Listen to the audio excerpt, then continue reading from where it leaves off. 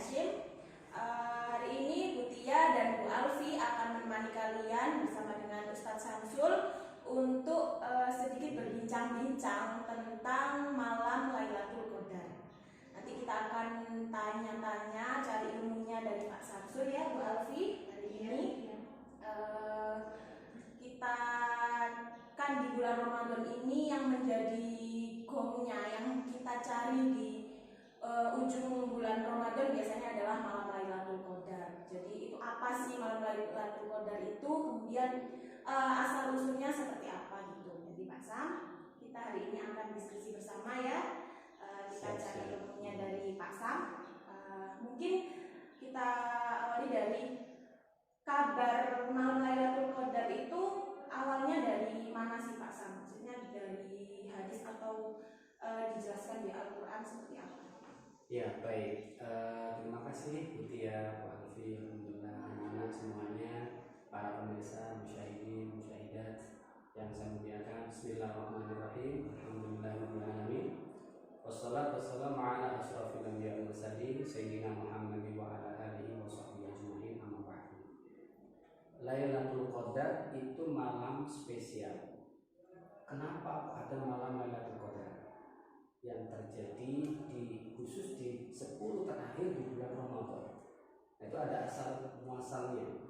Pertama, Rasulullah SAW itu mendapatkan sebuah berita ataupun kabar bahwa di masa Bani Israel itu ada seorang laki-laki atau pejuang itu pada saat malam harinya itu qiyamul lail, beribadah kepada Allah mulai malam sampai fajar tiba.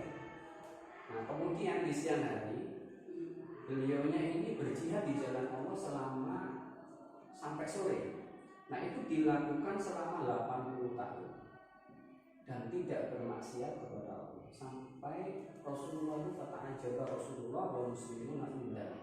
Maka Rasulullah sama orang muslim, para sahabat waktu itu kagum, heran dengan keistiqomahan beribadah ini. Sampai Rasulullah taman, kata tamanna ini berharap nggak mungkin terjadi pada umat Rasulullah karena usianya pendek.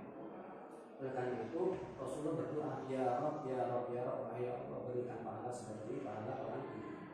Ternyata doanya digabungkan, Allah menurunkan surat Al-Qadar. Bismillahirrahmanirrahim. Inna anzalnahu fi lailatul qadar wa ma adraka ma lailatul qadar.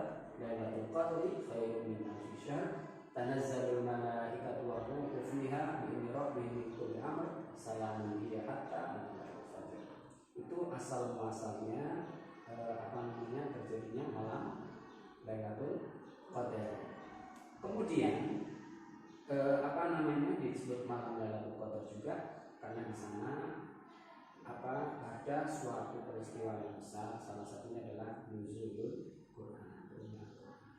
Itu gambaran dari malam Lailatul Qadar. Oke, anak-anak tadi sudah dijelaskan sama Pak Samsul latar belakangnya turun surat Al-Qadar. Iya. Nah sekarang mungkin pemirsa yang ada di rumah itu belum tahu Pak Samsul mengapa disebut dengan malam Lailatul Qadar dan kapan terjadinya malam Lailatul Qadar itu sendiri. Iya, malam Lailatul Qadar tadi sudah saya sampaikan bahwa terjadi pada bulan suci Ramadan, hari 10 terakhir dari bulan suci Ramadan. Nah, malam Lailatul Qadar disebut juga Lailatul Barakah, malam keberkahan. Disebut juga Lailatul Syaraf, malam kemuliaan. Kenapa di sana disebut kemuliaan seperti ini? Satu, ada beberapa sebab. Yang pertama, karena pada malam itu Allah menurunkan Al-Quran 30 juz dari Lauhul Mahfuz ila Baitul Izzah, ke langit ke-7. 30 juz langsung pada malam itu. Nah setelah itu baru Allah menurunkan Al-Quran itu dari Baitul Izzah ke bumi, langit ke-7 ke bumi ini secara berangsur-angsur selama 23 tahun.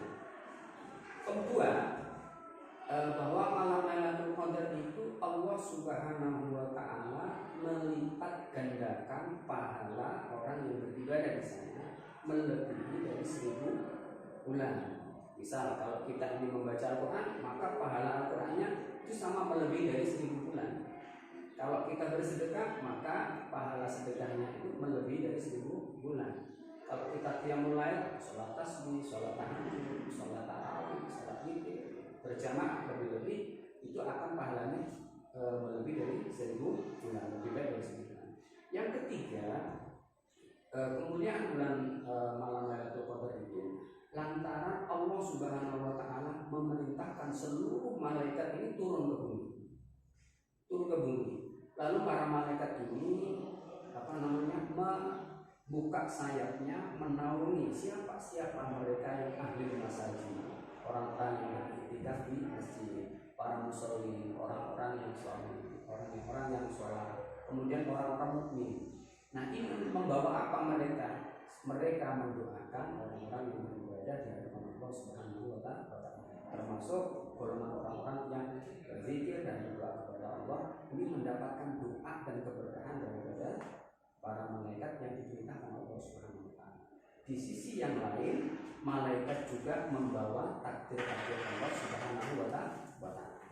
Ini kemuliaannya. Terus kemudian terkait dengan waktu atau kapan ya malam Lailatul Qadar itu ada.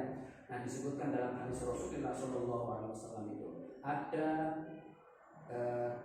diberitakan ada 21, 23, 25, 27, 29. Tetapi yang sangat masuk itu adalah 27 atau 29 malam Lailatul Qadar, insyaallah di malam 10 terakhir bulan suci Ramadan. Oke Pak Sam, sambil saya buka masker ya biar suaranya terlihat lebih jelas. Iya.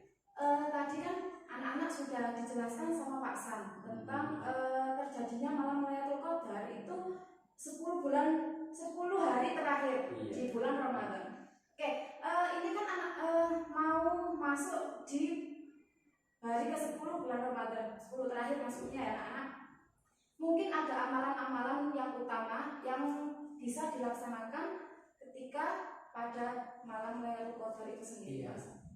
Pertama kita harus Rasulullah SAW ini memberikan contoh kalau sudah masuk 10 malam terakhir di bulan Ramadan, beliau mengerjakan. Jadi menjauhi rumah beliau lebih banyak beribadah kepada Allah Subhanahu wa taala. Bahkan yang dilakukan satu iktikaf, melakukan iktikaf di masjid.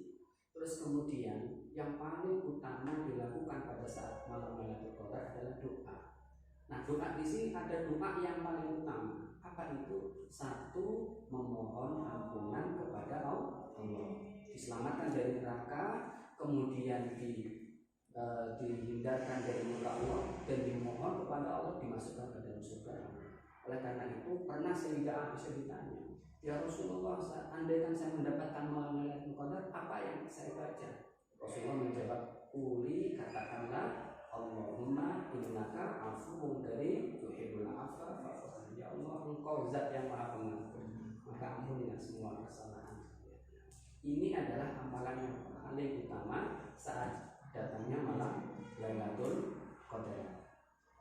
Ini beberapa amalan yang harus dilakukan. Terus kemudian yang kedua, yang mulai sholat malam, ya, bisa sholat tasbih, sholat tahajud, sholat tarawih, sholat witir. Kita lakukan mudah-mudahan dengan ibadah pada malam-malam Lailatul Qadar ini, insya Allah dosa-dosa kita akan diampuni Allah, kita diberi keselamatan dunia maupun akhirat.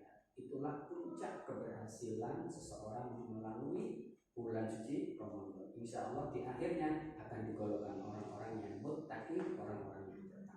Amin, Allahumma amin. Ya tadi kan dijelaskan bahwa misalnya malam Lailatul Qadar itu malam yang penuh barokah, kemudian amalan-amalan itu dilipat gandakan dan malaikat berdoa turun ke bumi untuk mendoakan kita. Itu kita sebaiknya di 10 hari terakhir bulan Ramadan ini memperbanyak ibadah, kemudian memohon ampun dan sholat malam ya Pak Sam. Yuk pemirsa semua, kita amalkan amalan-amalan yang pastinya akan memperberat timbangan amal kita perbanyak ibadah lagi, lebih semangat lagi ibadahnya di akhir bulan Ramadan ini. Baik, terima kasih ilmunya ya Pak Sam. Sama-sama. Sampai jumpa di podcast selanjutnya. Assalamualaikum warahmatullahi wabarakatuh. Waalaikumsalam warahmatullahi wabarakatuh.